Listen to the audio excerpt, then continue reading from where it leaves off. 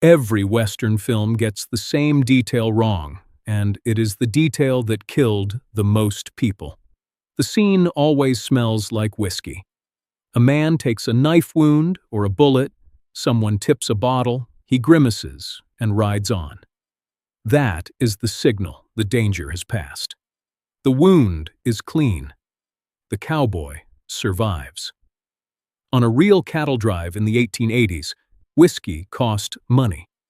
What actually went on the wound came free, and it came from the cowboy himself. The men who used it believed, without any doubt, that they were doing the right thing. They were not. The cowboy of the 1880s was not a reckless man about his health. He had seen what a wound could do on the trail.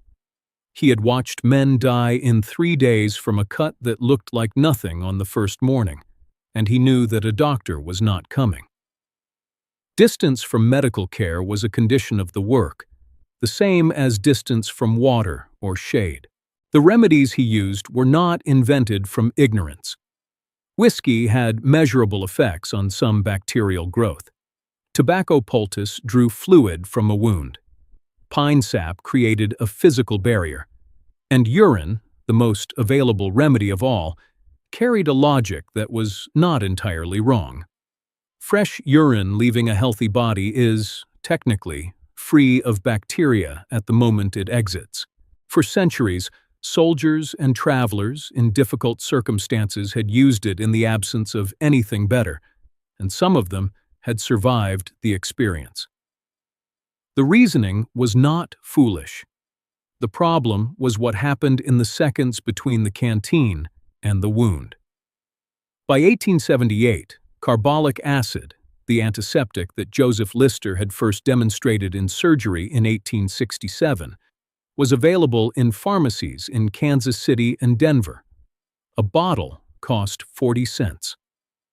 The average cattle drive purchased none. Most trail foremen had never heard of it. If you were riding the Chisholm Trail in 1882, the distance between you and the thing that could have saved your life was not measured in miles.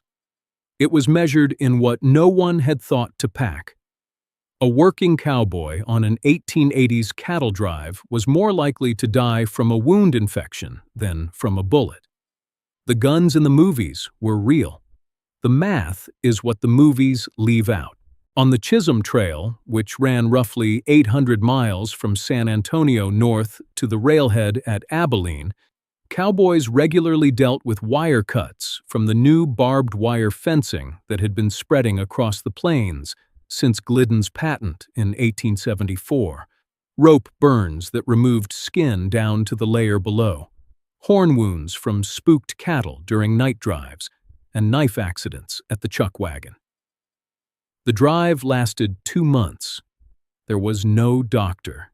The cook carried laudanum for pain and whatever folk remedy the last camp had sworn by. Charles Siringo, a Texas cowboy who published his autobiography in 1885, wrote of treating a wound on his forearm, the tight throb of it under cloth and the sharp smell of the tobacco he pressed into the cut, by wrapping it and riding for 3 days. By the time the drive reached Abilene, the arm had swelled to nearly double its normal size. Siringo noted this in his account without complaint. He considered himself fortunate. The swelling eventually went down. The average chuck wagon, including the design Charles Goodnight developed when he built the first one in 1866, carried no antiseptic of any kind. The medical kit was laudanum, castor oil, and whatever the cook had personally decided to bring. Records kept by Army surgeons at frontier posts through the 1880s show that open wounds treated with available folk remedies became infected in more than 1/3 of documented cases within 72 hours of treatment. Not because nothing was done, because of what was done. That was the world you woke up inside every morning before the first drive of the day. The cook had turpentine. He had tobacco. He did not have carbolic acid, 40 cents a bottle, available in Kansas City that year. Would you have known to ask for it? Would you have even known it existed? Tell me in the comments. That is the world on a normal morning. Now consider the wound that actually brought a man down. The wound that killed a cowboy was often not the one that looked dangerous on arrival. It was the one that looked manageable.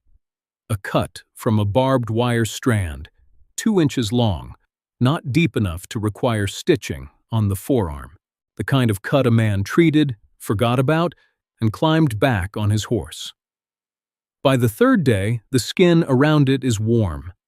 By the 5th day, it has a color that sits between red and orange, moving toward something darker. In the medical language of the 1880s, this condition was called proud flesh, because the tissue rose up around the wound and looked almost healthy in the early stage, before it turned. By the time proud flesh appeared, the infection had been moving through the surrounding tissue for 2 full days. Everything you think you know about how a cowboy treated a wound came from the men whose bodies were strong enough to survive what they did to those wounds. The ones who did not survive were not writing accounts in the dime novels. They were in the ground outside the nearest settlement, if there was a settlement. The Army Medical Corps, which kept some of the most detailed wound care records of the era, documented that infections treated without antiseptic in field conditions, once the bacteria had reached the bloodstream, were fatal in more than half of documented cases. In the Texas summer heat, in conditions where sweat kept a wound moist and no clean dressings were available, the rate was higher. More than half. After the bacteria reached the blood. And it was into this world that the first systematic evidence arrived, from a man who had spent years at frontier posts watching exactly what these remedies produced. George Miller Sternberg had enlisted as an Army surgeon during the Civil War and spent the following 2 decades stationed at posts from Fort Harker in Kansas to Fort Barrancas in Florida. He had treated more battlefield and trail wounds than most physicians would encounter in a full career. He had watched men survive wounds that should have killed them and die from wounds that should have been manageable. And he had developed a specific interest in why the outcomes were so inconsistent. By 1881, working at a bacteriology laboratory at Fort Hamilton in New York, he had begun running systematic experiments on the antiseptic properties of substances used in field wound care. His findings, submitted to the Surgeon General's office, were precise and offered no comfort to anyone who had been using the standard frontier remedies. Fresh urine was not sterile by the time it reached a wound. The passage through the urethra collected bacteria from the urethral canal. The concentration of ammonia in fresh urine was too low to have any effect on bacterial growth, and the warm, moist environment that urine created when applied to an open wound was, in the clinical language Sternberg used in his reports, favorable to the proliferation of the organisms already present. The wound was not cleaned by the treatment. It was fed. His work was circulated among Army medical officers and filed in the records of the Surgeon General's office. It did not reach the trail boss on the Chisholm Trail. It did not reach the chuck wagon cook. The man on the trail in 1882 was using the same remedy he had used in 1872, and the same remedy the man before him had used in 1862, because no one had told him anything had changed. You step back onto the trail. The air carries the smell of cattle and dried grass and something sharper and faintly warm from the strip of cloth wrapped around your forearm. You are 3 days south of Abilene, and you are riding, because the drive does not stop. The cut on your forearm is from a strand of barbed wire you did not see in the dark. You treated it this morning, the way the cook showed you, the way every man in the outfit had been doing for years. You poured fresh urine on the wound and wrapped it again. You did it carefully. You believed it was working. You had good reason to believe it. The man who taught you had survived his own wounds the same way. What Sternberg's work would have told you, if anyone had thought to send his reports to a cattle drive in Kansas, was that the bacteria in the wound were more numerous after the treatment than before. The ammonia had not touched them. The warmth and the moisture had helped them along. You have a clean cut, 2 inches, not deep, no bone, no major vessel, no organ. The kind of wound that should be survivable. A cowboy in your position who received proper antiseptic treatment in 1882 had survival odds that Sternberg and his colleagues documented at well above 50% for wounds of this type. Without antiseptic, in summer conditions on a working trail, the documented outcomes ran the other way. In 3 days, you will notice the color change. On that morning, you will unwrap the cloth and look at the skin around the cut, and it will not look right.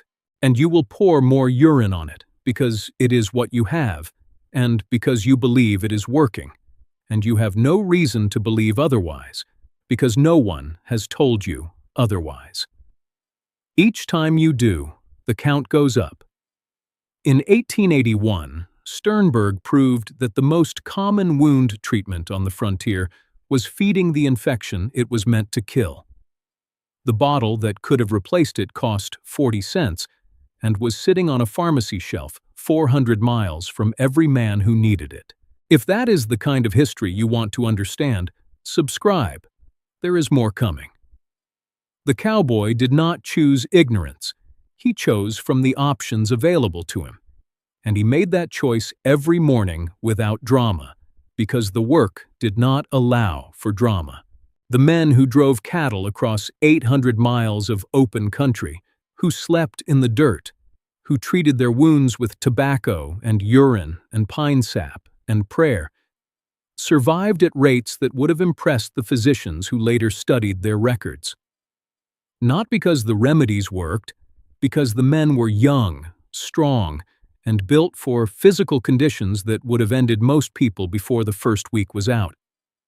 The cattle arrived, the drives completed, the beef reached the railheads and fed the cities. And the men who made it back were not the ones who received the best medical care. They were the ones whose bodies were stubborn enough to outlast what their medicine could not fix. There was a canteen on every saddle on the Chisholm Trail. Most of them carried water. Some carried something else, and the men who carried that something else believed, completely and without any cause for doubt, that they were taking care of themselves. The canteen is still on the saddle. The cowboy is still crouched over his forearm, and the liquid is still running into the cut. And it is not whiskey. He believes it is working. He believes it completely. He has no reason to think otherwise, and no one is coming with 40 cents worth of something better. He tips the canteen again. The bacteria count rises.